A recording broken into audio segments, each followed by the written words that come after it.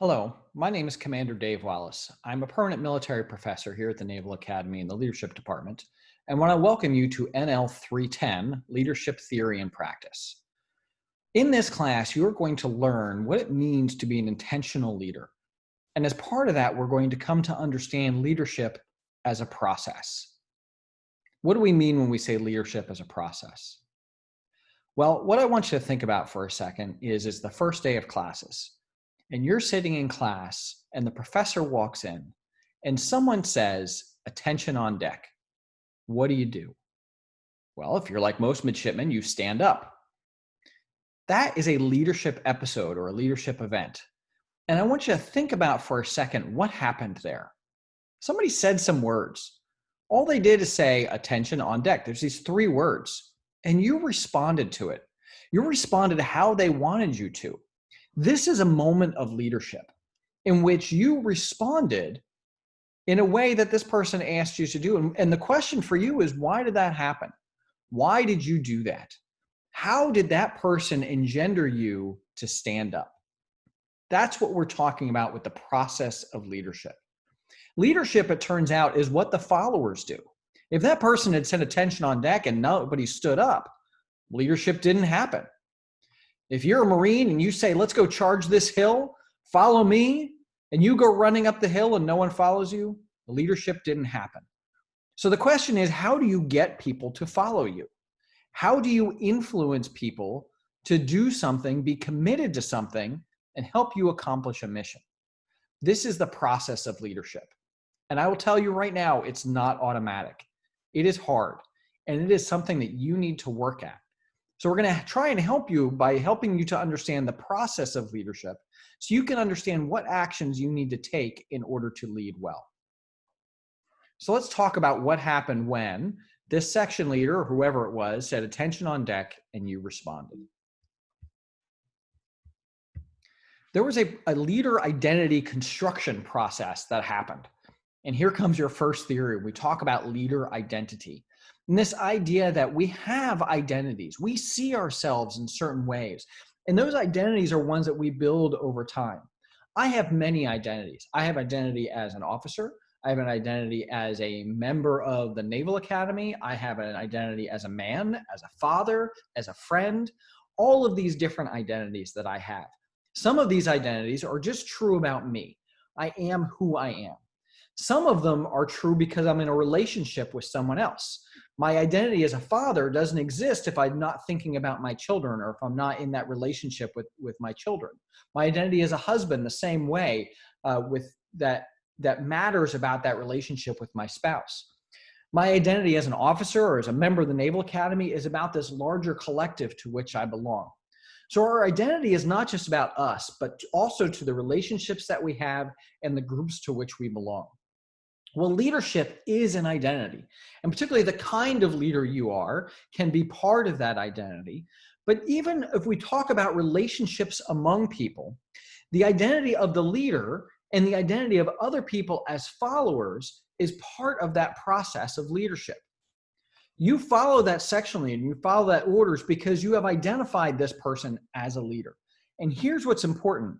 You as the follower have the power to determine who the leader is. Leadership doesn't come by virtue of rank on our shoulders. It doesn't come even by virtue of the orders that we give. It comes by virtue of people following our orders. Leadership is what the followers do, not what the leader does. And so you need to understand this process. So let's start by looking at the process that's laid out in this diagram.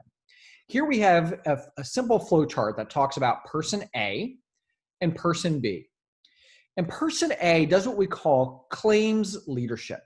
They claim a leader identity. Now it is up to person B. And how does this claim get made? By giving an order in this case, by saying "Attention on deck." This person is actually making a claim towards being a leader. Now let's look at person B. Person B's response to person A is to stand up, to follow that order. In that moment, person B has now granted a leader identity back to person A and has claimed their own follower identity. What does this mean? It means that this person who stood up has identified the narrative in their head to say, I followed this order. This person is a leader. I am a follower. Now, in this particular instance, it's very fleeting. It's just momentary. And so the next time person A makes a claim of leadership, well, maybe person B will follow, maybe they won't follow. But if they do follow, then we get a little bit more identity narrative. And as this happens over time, the relationship between these two becomes one of leader and one of follower. The reason I'm going through all this is to get across this idea about followers granting leadership roles. So when you ask the question about why should anyone be led by you, that's a really important, legitimate question. Because if people don't follow you, you are not leading. Now that we've talked about just this little bit of a process of leader identity construction, I want to show you our baseline model for how we think about the leadership process in this course. First, I want to talk about just being the leader. And we think about typical leadership education and what you've learned perhaps up to now about leadership education. It's all about be a great person.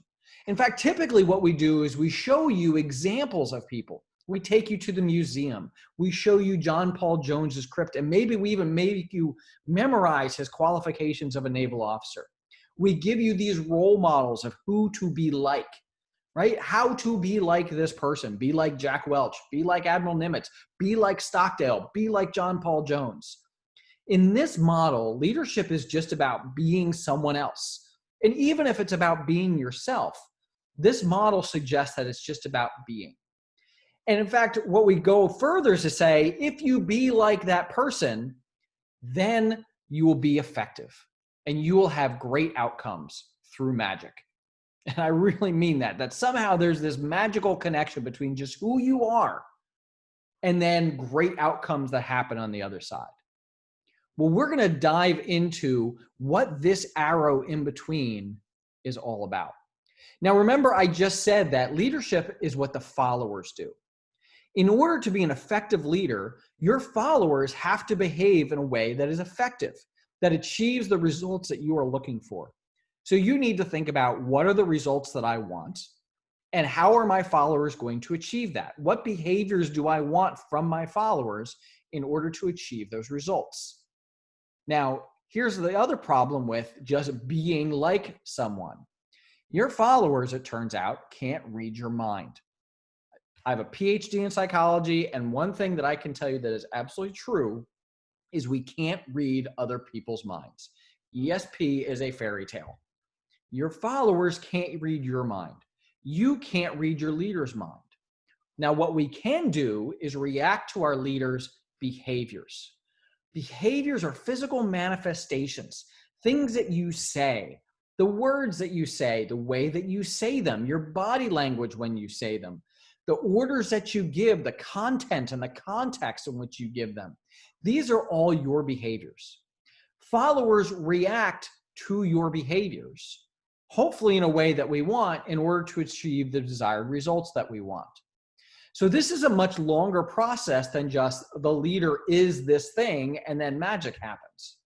This is about the leader is, and the leader behaves in a certain way. And oh, by the way, we'll talk about this in future weeks, but there is a difference between who you are and what you do. The leader behaves in a certain way. Followers react to those behaviors. And then hopefully we get to the leadership outcomes that we want because those follower reactions are the ones that lead to effective outcomes. Now, this is even harder because you as a leader also can't read the minds of your followers. So you need to think about what behaviors do I want in order for them to achieve effectiveness?